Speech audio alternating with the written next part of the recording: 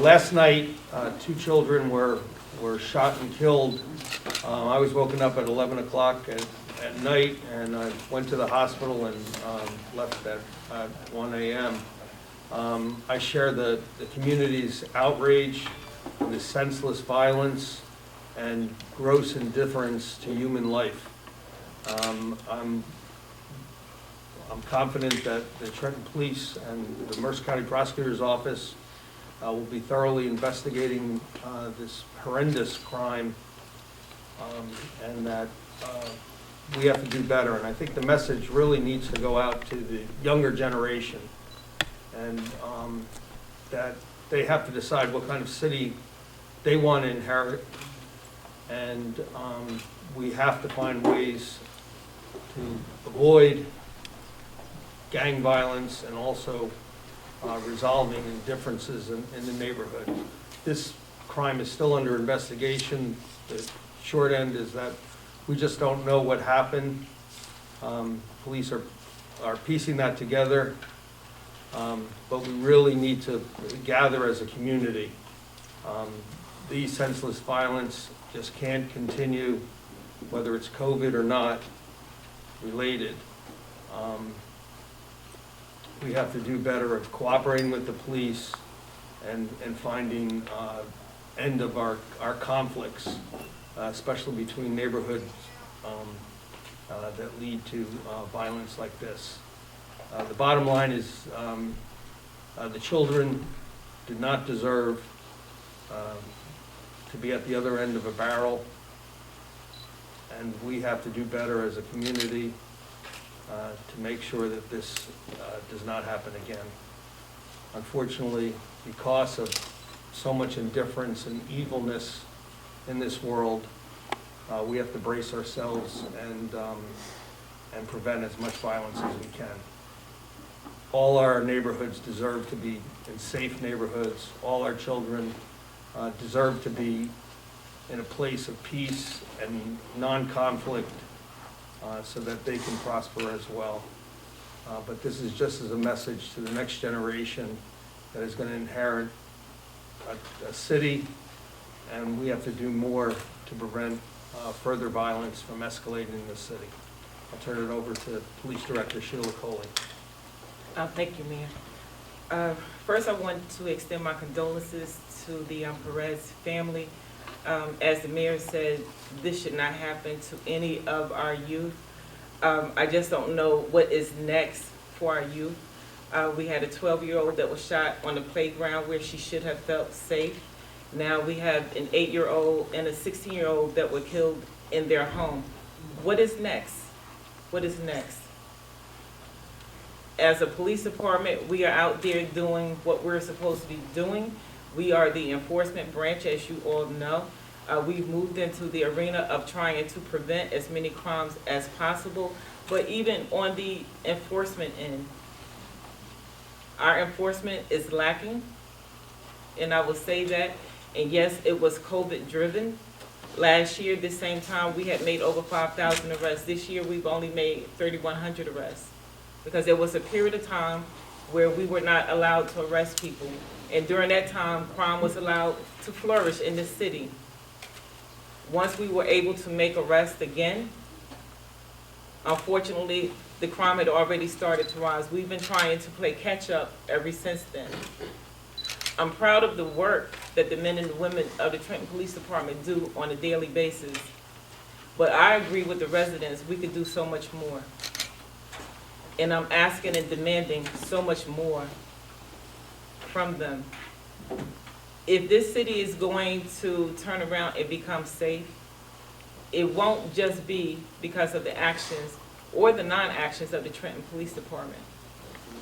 It's the only way the Trenton Police Department would be able to accomplish that single-handedly is if we had a police officer on every corner, and then we would be living in a police state. I don't think any of us want that, but if that's what's needed, then maybe that's what we should do in Trenton. I came to a city that was filled with pride and loved to roll the word Trentonian off their tongues. I'm not seeing a lot of pride. and I think I said the same thing a couple of months ago. If it takes a village to raise a kid, if it takes a village to protect our kids, where is the village? Where is the village? So many people out there know so much more than what it is that they report. And if you're fearful of reporting crime, I understand that too. But then we have the anonymous tip lines. Everyone has a friend that's on the police department or a firefighter. There's some way that you can get that information to us without putting yourself at risk. So I'm taking ownership for the actions and non-actions alike of my police department. But I'm imploring upon all of you to let's also take ownership of your actions and inactions. Let's put our differences aside, our personal likes and dislikes aside. Let's figure out together how to move this city forward. So often I'm asked, what is the plan? What is the plan? What is the plan? Well, that's a wonderful buzzword, is what is the plan? Well, the plan is always to make the city safe. How do we do that? Through personnel, through resources, through technology. The 6 pillars of 21st century policing. That's more than a buzzword, that's an actual thing. It's an actual ideology, and it actually works. So I don't want to dwell on what it is that we don't have here at Trenton. I want to build on what it is that we do have in Trenton. And what we do have is a great police department. But I, like you, think that they need to do more. And I'm demanding more. And I'm pushing for more. And I will continue to push for more until I think we are performing at the level that I believe that we should be performing at. I will continue to push for more until our kids can safely go to the playgrounds and play without fear of being shot, when our children can be in their homes without fear of being shot. Now, I think it was Councilwoman Vaughn who stated we can't police our way out of this problem. And she's exactly right. This year we've made over 3,100 arrests. We've taken 164 guns off the streets. And still, the crime is rising. So with numbers like that, in the midst of a pandemic, if we were capable of policing our way out of it, we would be doing a lot better. But obviously, policing alone is not the answer. But I still shoulder the responsibility of trying to make this the safest city that we can possibly make it.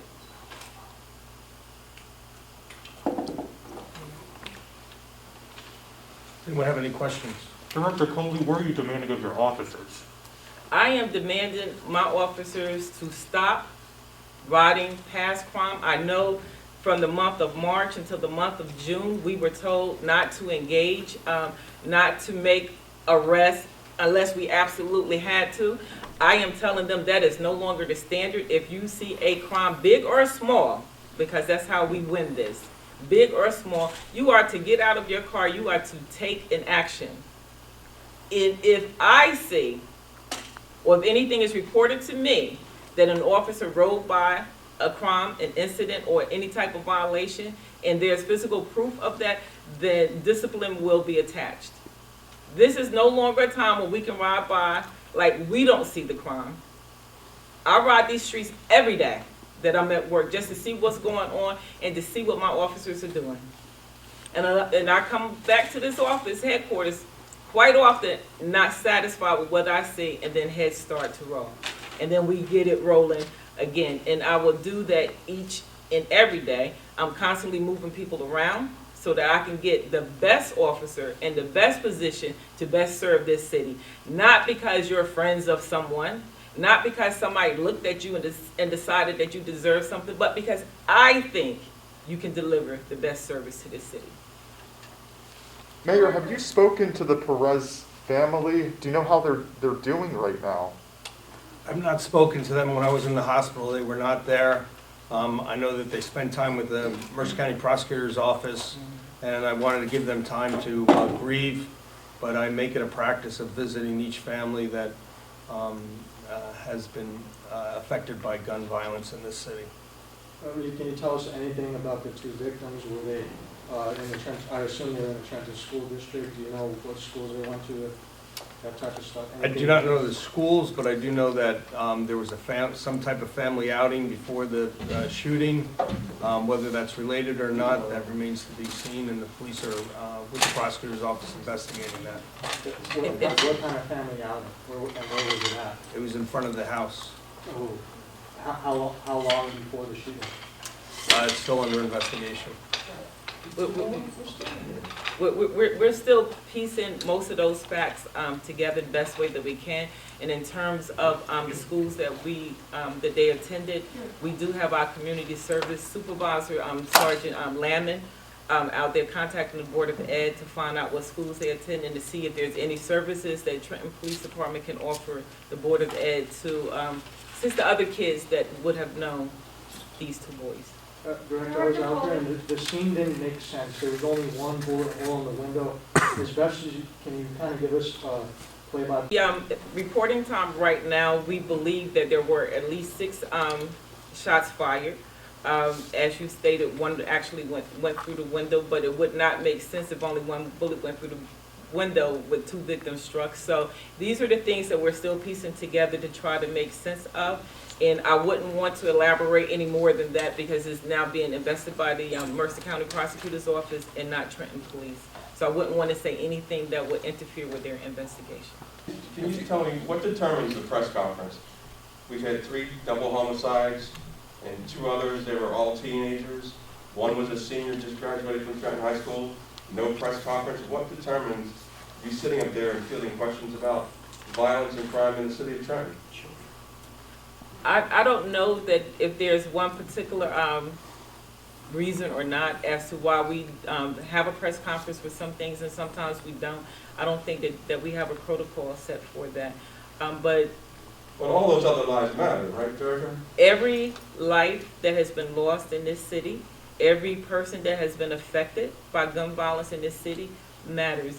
What you all need to understand is you read about the incidents, the shootings, the murders. We experience the shootings and the murders. We respond to those things. We see those people, and every single person that we see that has been murdered or shot in this city, every last one of those matters to us, and it affects us.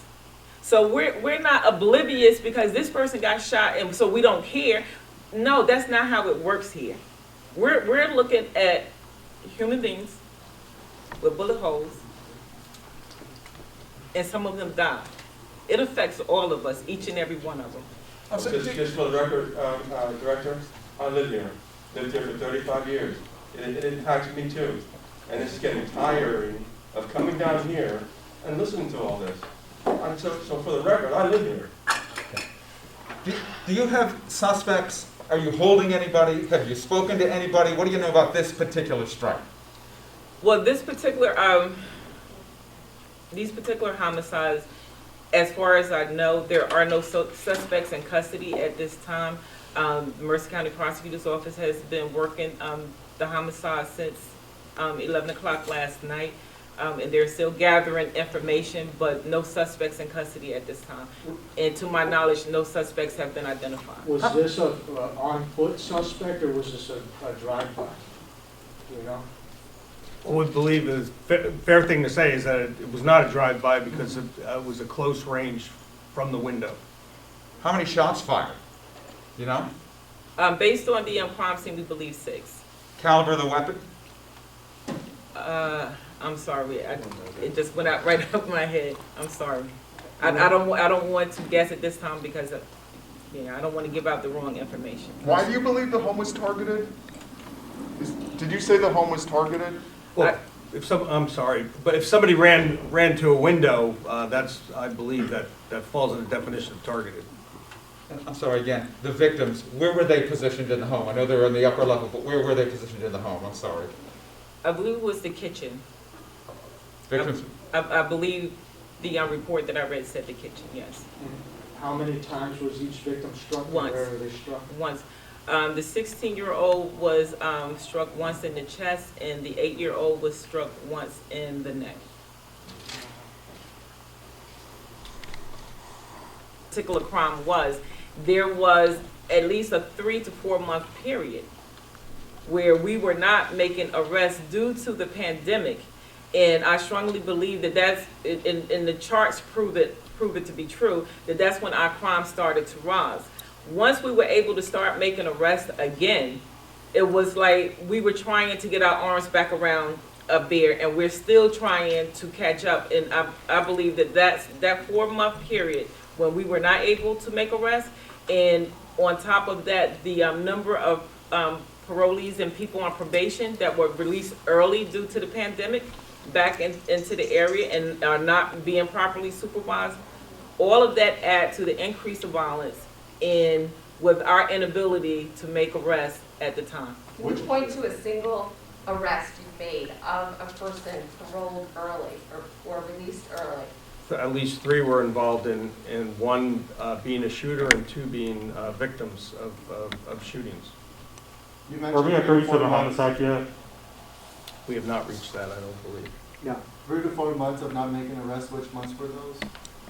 We, that was from March, and we didn't start making arrests again until like mid-June. All right, I think that's it, folks. Thank you for coming by. If you Oh, need any- if I could just give out the confidential tip line for those people who would like to confidentially give information regarding this incident of violence or any other, please dial 609-989-3663. That's 609-989-3663. Thank you. Thank you. Thank you very much. Thank you, counsel.